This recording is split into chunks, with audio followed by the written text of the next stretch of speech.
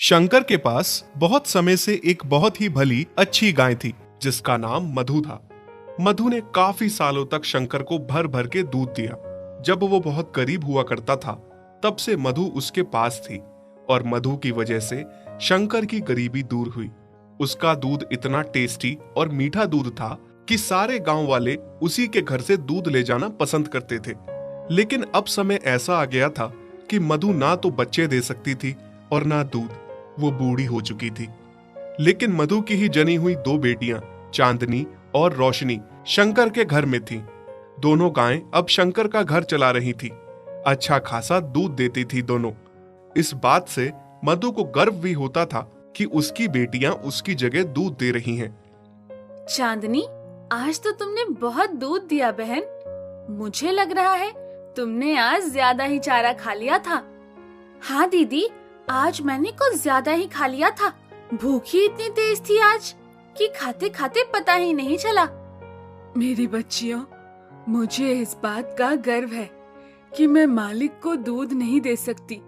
अब बूढ़ी हो गई हूँ, पर तुम दोनों मेरा अंश, मेरा नाम रोशन कर रही हो। मालिक को इतना दूध देके उनका घर चला रही हो। मैं तो किसी काम की नहीं रही अब। ऐसा ना कहो माँ, जितना तुमने मालिक के लिए किया है उतना तो हम दोनों भी मिलके नहीं कर सकती। और जो मालिक मेरे लिए कर रहे हैं, हालांकि मालिक को मुझसे कोई फायदा नहीं हो रहा, मुफ्त का पाल रहे हैं मुझे। उनकी जगह कोई दूसरा होता तो मुझे कब का कसाई को बेच चुका होता। पर मालिक मुझे कितना प्यार करते हैं, अब भी मेरी कितनी देखभाल करते हैं। शंकर जितना प्यार चांदनी और रोशनी को करता था उतना ही वो मधु को भी करता था। उसको अपने पुराने दिन याद थे जब उसकी बहुत खस्ता हालत थी। उसको मधु के किए का बहुत एहसास था। मधु ने उसके बाद चांदनी और रोशनी को जन्म दिया। मधु की दोनों बेटियां अब अपनी माँ का फर्ज निभाती हैं और मालिक को वो भी मधु की तरह खूब सारा दूध देती हैं। शंकर सुबह सुबह दोनों गायों से दूध लेता और अपने ऑटो में दूध डाल के शहर ले जाके बेच देता। विधि, ओ विधि। हाँ जी, कहिए। मैं जा रहा हूँ दूध लेकर शहर। शायद आज मुझे आने में थोड़ी देर हो जाए। तुम ऐसा करना, चारा काट के रख देना, फिर घर आके मैं खुद ही चारा ले आऊंगा। ठीक है। शंकर दूध निकाल के ऑटो में डाल के ले जाता है और विधि चारा काटने चली जाती है। थक गई। चारा तो मैंने काट दिया। अब ऐसा करती हूँ, चारा खुद ही घर ले जाती हूँ। पता नहीं शाम को वो कब आएंगे थके हुए। विधि चारा सर पे उठा के खुद ही घर ले जाने लगी। थोड़ा भारी होने की वजह से चारा एक जगह सर से गिर जाता है। ओहो, ये घास तो सारी गिर गई। अब फिर से समेटनी पड़ेगी। नमस्ते विधि बहन। दूंगा, मैं भी आपके और भाई साहब के बारे में ही सोचकर बोल रहा हूँ, नहीं तो सारी उम्र पालते रहोगे मुफ्त में। ठीक है भाई साहब, मैं उनसे बात करके बताती हूँ। विधि चारा सर पे बांध के घर चली जाती है, पर उस व्यापारी की बात उसे कहीं न कहीं सही लग जाती है। शाम को जब शंकर घर आता है तो विधि उससे मधु को बेचने की बात करती है। विधि, तुम पागल हो गई हो क्या? तुमने ये बात सोची भी कैसे? किसने तुम्हारे दिमाग में ये बात घुसा दी और तुम उसी के कहने पर चल रही हो? उसका क्या है, यहाँ से सस्ते भाव में ले जाएगा, आगे डबल में बेचेगा। ये व्यापारी ऐसे ही होते हैं। तो कौन तुम्हें इसका लाख रुपए देगा? मुफ्त का खिलाने से अच्छा है 7,000 तो आ जाएंगे ना। कैसी बातें कर रही हो तुम? भूल गई, आज हम जो कुछ भी है मधु की वजह से ही है, और चांदनी और रोशनी भी उसी की देन है। ओहो मेरे दयालु पति, तुम भी ना, जैसा मैं कहती हूँ वैसा ही करो। वैसे भी उससे हमें कोई फायदा नहीं हो रहा है। अच्छा, कल को मैं भी किसी वजह से अगर काम ना कर पाऊं, बीमार रहने लगूं, तो तुम मुझे भी घर से निकालने की बात करोगी? बस, मैंने कह दिया, मधु यहीं रहेगी हमेशा मेरे साथ, मेरे घर में। वो इस घर के लिए बहुत शुभ है। ठीक है, अगर ऐसी बात है तो मैं भी देखती हूँ कैसे नहीं जाएगी आपकी बूढ़ी गाय इस घर से। दिन रात विधि अपने पति के साथ जिद करती है मधु को बेचने की। फिर एक दिन शंकर बीवी के आगे मजबूर हो जाता है और उसे बीवी की बात माननी ही पड़ती है। अगले ही दिन विधि उस व्यापारी को घर बुला लेती है। चांदनी, देख तो जरा, ये कौन आया है हमारे घर पे? हाँ दीदी, और इसके हाथ में तो रस्सी भी है। कहीं मालिक ने हम में से किसी को बेचने के लिए व्यापारी तो नहीं बुलाया है? नहीं मेरी बच्चियों, ऐसा ना सोचो। मालिक और मालकिन बहुत अच्छे हैं, उन पे खामखा शक ना करो।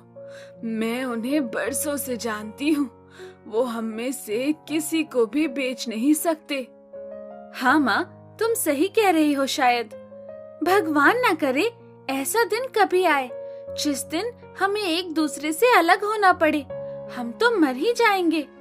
व्यापारी शंकर की पत्नी को मधु के बदले 7,000 रुपए देता है। अरे वाह, बड़े दिनों बाद इतनी बड़ी रकम हाथ आई है। लेकिन शंकर इस बात से बहुत दुखी था। उसे बहुत बुरा लग रहा था कि ये कैसी औरत है, चंद पैसे के लिए घर की लक्ष्मी को ही बेच रही है। थोड़ी देर बाद शंकर मधु के पास आता है और उसके सर पे हाथ फेरता है।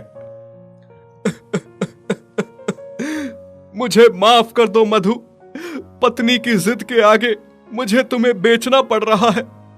उसे लगता है कि तुम अब बूढ़ी हो गई हो, हमारे किसी काम की नहीं हो अब। हो सके तो मुझे माफ कर देना। ये सुन के मधु, चांदनी और रोशनी को बहुत बड़ा झटका लगता है। माँ, तुम्हें तो बड़ा यकीन था ना मालिक पे। देखा कैसा यकीन तोड़ दिया एक ही झटके में। आपने इनके लिए इतना कुछ किया, दूध के साथ अपना खून भी निचोड़ के दिया। जब इनका घर गृहस्थी बन गई तो अब इनको लगने लगा आप किसी काम की नहीं हो। कल को ये लोग हमारे साथ भी ऐसा ही करेंगे। अब क्या होगा माँ? ये व्यापारी आपको कसाई को दे देगा। हाँ माँ, सच कहते हैं, इंसानों को जिस चीज से फायदा होता है उसको रखते हैं। अगर वो चीज किसी काम की ना रहे उसे नहीं रखते। बहुत मतलबी होते हैं ये इंसान। बुरा तो मुझे भी बहुत लग रहा है मेरी बच्चियों, पर मेरी भी समझ में नहीं आ रहा मालिक ऐसा क्यों कर रहे हैं। तभी व्यापारी मधु को रस्सी से बांध के वहां से ले जाने लगता है। चांदनी और रोशनी बहुत रोती हैं। माँ, हम आपके बिना कैसे रहेंगे? जाते जाते मधु की आंखों में बस आंसू थे। वो तो अपने मालिक से उसके बेचने का शिकवा भी नहीं कर पाई। व्यापारी उस बुजुर्ग गाय को रास्ते में खूब मारते मारते ले जाता है। घर पहुंच के उसे गौशाला में बांध देता है और खूब सारा चारा खिलाता है। लेकिन मधु को पता था कि उसे खूब खिलाएगा पिलाएगा, फिर कसाई को उसे बेच के मोटी रकम हासिल करेगा। फिर थोड़ी देर में कसाई व्यापारी से मिलने आता है। व्यापारी उसे कहता है कि कुछ दिनों में आके उसे ले जाए। नहीं नहीं, ये व्यापारी तो मुझे कसाई को सौंप रहे हैं। मुझे नहीं मरना। मालिक, आपने ऐसा क्यों किया? मेरी क्या गलती थी? हाँ, मुझे इतनी जल्दी हार नहीं माननी चाहिए। मुझे वापस मालिक और अपनी बच्चियों के पास जाना होगा। न जाने मेरी बच्चियों का मेरे बिना क्या हाल है। उधर चांदनी और रोशनी का अपनी माँ के बिना बहुत बुरा हाल था। फिर रात में जैसे तैसे गले का खूंटा तोड़ के मधु भागती हुई घर पहुंच जाती है। चांदनी और रोशनी को जैसे ही अपनी माँ दिखती है, उनके लिए मानो सवेरा हो जाता है। मधु अपनी दोनों बच्चियों को गले से लगाती है। माँ, आप आ गई। अब हमें छोड़ के कभी मत जाना, हम आपके बिना मर जाएंगे माँ। हाँ मेरी बच्चियों, मैं अब कभी भी नहीं जाने वाली हूँ। सुबह जब शंकर दूध निकालने गौशाला में आता है और वहां वो मधु को देखता है तो बहुत खुश हो जाता है। उसके सर पे हाथ फेर के प्यार देता है। विधि, विधि देखो तो कौन आया है। अरे क्यों चिल्ला रहे हैं आप? कौन आया है? हाँ, ये मधु ये वापस कैसे आ गई? देखा, मैं ना कहता था, मधु हमें बहुत प्यार करती है, उसको हमें नहीं बेचना चाहिए। तुम चुप रहो जी। चिल्ला के तो ऐसे बुला रहे थे जैसे पता नहीं क्या हो गया। इस बूढ़ी बेकार गाय को मुफ्त का खाने की आदत हो गई है। मैं कहती हूँ जल्दी इस व्यापारी को बुलाओ, उससे पैसे लिए हैं, यहाँ आके इसे ले जाए। शंकर मजबूर होकर फिर से उसी व्यापारी को बुलाता है मधु को ले जाने के लिए। भाई साहब, इस बार इस गाय को मोटी रस्सी से बांध के ले जाना ताकि दोबारा लौट के ना आए। माँ, ये फिर से आपको भेजने की तैयारी में है। कोई बात नहीं बेटी, मालिक ने अगर मेरे लिए यही सोचा है तो यही सही। इस बार मैं लौट के नहीं आऊंगी। बस मेरे जाने के बाद तुम दोनों अपना ख्याल रखना। नहीं माँ, ऐसा ना कहो। व्यापारी मधु को फिर से ले जाता है, पर इस बार मधु जाने में कोई जिद नहीं करती, क्योंकि उसे पता था उसकी जिद करने का कोई फायदा नहीं। वो अगर फिर से लौट आई तो मालकिन उसे फिर से भिजवा देगी। इधर चांदनी और रोशनी का रो रो के बुरा हाल था। दोनों ने माँ की याद में खाना पीना छोड़ दिया था। दोनों बीमार हो गई थी, दूध देना छोड़ दिया था। देखिए ना जी, किसकी नजर लग गई हमारे घर को। चांदनी और रोशनी कितनी बीमार है, खाना पीना छोड़ दिया है दोनों ने। इतना अच्छा कारोबार हमारा बंद हो गया है। ये और कुछ नहीं, मधु का फिटकार लगा है हमें। बोझ थी ना वो तुम्हारे लिए, जबरदस्ती उसे बेच दिया। जिसने शुरू से हमारा साथ दिया, बाद में जब वो तुम्हारे किसी काम ना आने लगी तो उसे बेच दिया। खुद गर्ज औरत, इनको भी इनकी माँ से अलग कर दिया।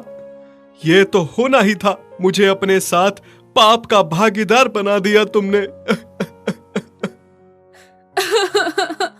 आप सही कह रहे हैं जी, बहुत बड़ी गलती हो गई है मुझसे। मैं आपके आगे हाथ जोड़ती हूँ। आप उस व्यापारी के पैसे लौटा दीजिए और मधु को घर ले आइए। अगले दिन जब शंकर और विधि मधु को लेने व्यापारी के घर जाते हैं तो वहां वो देखते हैं कि व्यापारी ने मधु को कसाई को बेच दिया है और कसाई मधु को ले जा रहा है। अरे कौन हो तुम और मेरी मधु को कहाँ ले जा रहे हो? कहाँ ले जा रहा हूँ मतलब? मैंने इसे खरीदा है, वो भी डबल भाव में। मैं तुम्हें इसके भी डबल पैसे दूंगा। मेरी गाय मुझे वापस कर दो। ठीक है, ले लो, मुझे तो पैसे से मतलब है, पर इस बूढ़ी गाय में रखा क्या है? वो तुमसे मतलब नहीं है। तुम बस पैसे लो और हमारी गाय को वापस करो। शंकर और मधु कसाई को पैसे देते हैं और मधु को वापस ले आते हैं। मधु, मुझे माफ कर दो। मैं कितनी गलत थी। मैंने तुम्हारे साथ कितना गलत किया। मेरी वजह से आज तुम्हारे साथ वो कसाई न जाने क्या कर लेता। हाँ मधु, अब जो भी हो जाए, मैं तुम्हें कभी खुद से अलग नहीं करूंगा। जब चांदनी और रोशनी अपनी माँ को वापस पाती हैं, तो बहुत खुश हो जाती हैं और दोनों अपनी माँ के गले लग जाती हैं। राम जी के पास एक गाय थी जिसका नाम चांदनी था और एक बैल था जिसका नाम चांद था। चांदनी बहुत जल्द एक बच्चा देने वाली थी। राम जी अपनी गाय और बैल से बहुत ही प्यार करता था। चांदनी और चांद एक दूसरे से बहुत प्यार करते थे। चांद तो मानो पति की तरह चांदनी का ख्याल रखता था। एक दिन राम जी अपनी पत्नी लक्ष्मी से कहता है, लक्ष्मी, ओ लक्ष्मी, अब जल्द ही हमारे भाग खुलने वाले हैं। बहुत जल्द चांदनी को बच्चा होने वाला है। उसके बाद चांदनी खूब सारा दूध देगी। उस दूध को बेचने मैं शहर जाऊंगा। हम खूब सारे पैसे कमाएंगे। हाँ जी, आप सही कह रहे हैं। फिर कुछ दिन बाद चांदनी एक छोटे से बछड़े को जन्म देती है। राम जी और लक्ष्मी बहुत खुश हो जाते हैं। कुछ ही दिनों में राम जी की अच्छी खासी कमाई चलने लगती है।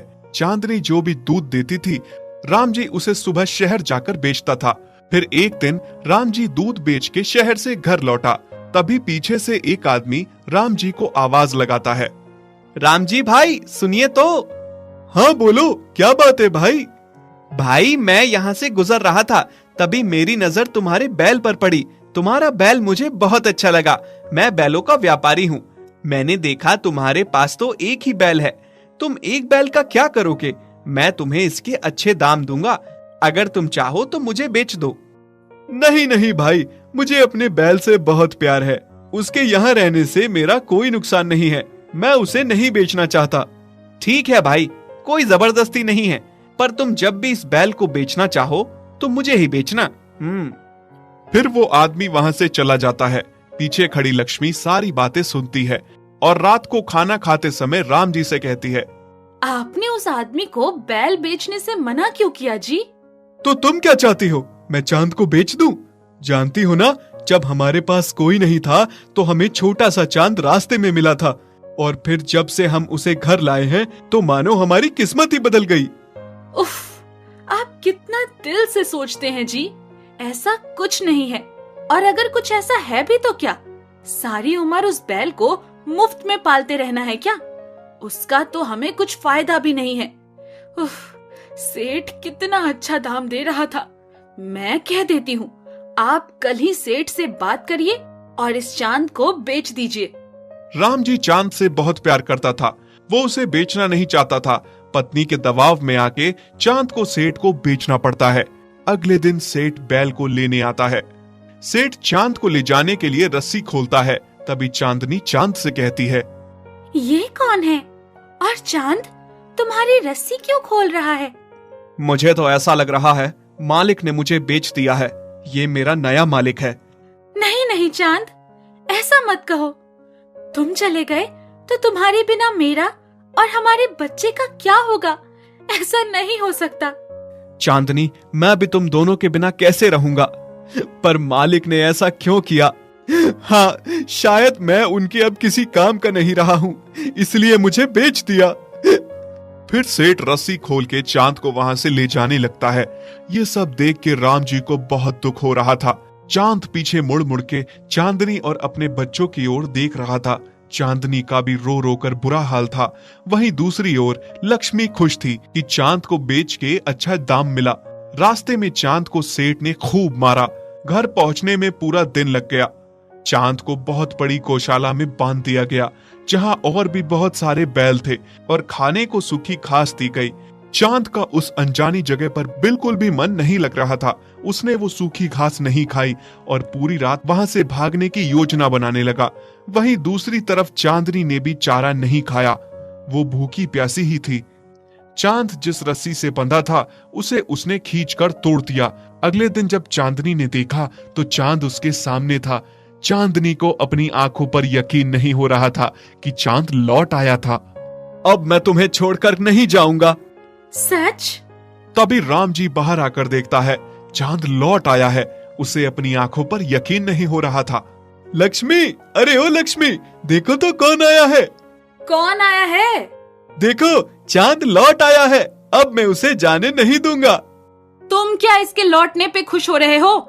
सेठ को बुलाओ, इसको यहाँ से ले जाए। हाँ, इस बैल को फ्री का खाना खाने की आदत है, तभी वापस आ गया है। अगले दिन सेठ फिर से चांद को ले जाने आता है। ये फिर से आ गया। नहीं नहीं, मैं नहीं जाऊंगा। हे भगवान, मालिक ऐसा क्यों कर रहे हैं? क्यों हमें अलग कर रहे हैं? सेठ चांद को फिर से ले जाने लगता है। इस बार वो उसे मारता नहीं है। घर पहुंच के उसे गौशाला में बांध देता है।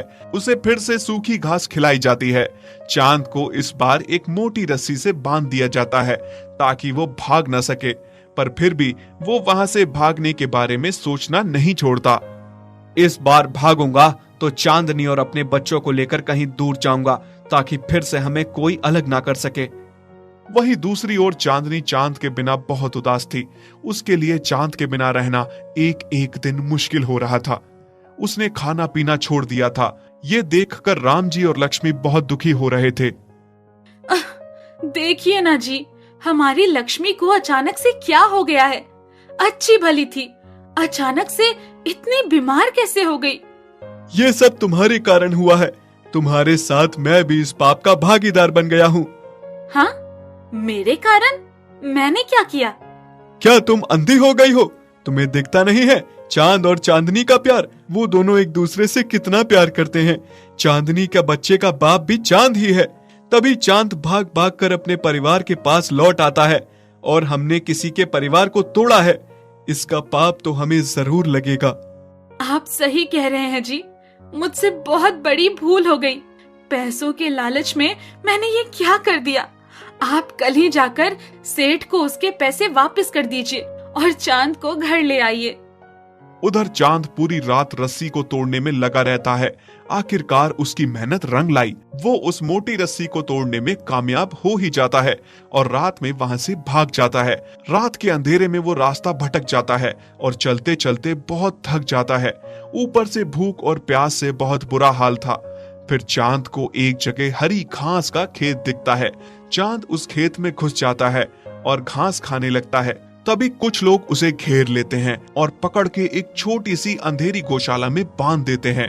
यहाँ पहले से बहुत दुर्बल पड़े हुए डरे जानवर थे। राम जी अगले दिन सेठ के पास चांद को लेने के लिए पहुंचता है, पर सेठ से उसे पता चलता है कि चांद फिर से भाग गया। राम जी आके अपनी पत्नी को बताता है। दोनों चांद के लिए बहुत चिंतित होते हैं। हमारा चांद कहाँ गया होगा? अभी तक तो वो घर पहुंच जाता, पर उसका कोई अता पता ही नहीं है। कहाँ गया होगा वो भूखा प्यासा? आप सही कह रहे हैं जी, पर आप चिंता मत करिए, सब ठीक हो जाएगा। वहीं दूसरी तरफ चांद का उस कैद में दम घुट रहा था। वो सोच रहा था भगवान ने उसकी कितनी बुरी किस्मत लिखी है और कितना और दुख देखना बाकी है। मुझे तो लग रहा है कि मैं अब मर जाऊंगा। नहीं नहीं, इतनी तकलीफ उठाने के बाद अब मैं हार नहीं मानूंगा। मुझे कुछ भी करके अपने बच्चों और चांदनी के पास पहुंचना है, बस। तभी चांद दीवार को तोड़ने की सोचता है, क्योंकि दीवार कच्ची थी। उसने सींग मार मार कर दीवार तोड़ दी, लेकिन तभी वहां गौशाला का मालिक आ जाता है और चांद को बहुत मारता है। चांद को इतना मारा जाता है कि वो जमीन पर गिर जाता है। अब मैं तुम्हें और अपने बच्चों को लेकर कहीं दूर चला जाऊंगा, जहां हमें कोई अलग ना कर सके, कोई हम पे अपना हक ना जता सके। तभी लक्ष्मी चांद को वापस पाकर खुश होकर कहती है, चांद, तू आ गया। मुझे यकीन था तू जरूर आएगा। अजी सुनते हो? देखो तो कौन आया है। कौन आया है? हमारा चांद वापस लौट आया है। क्या? चांद आ गया?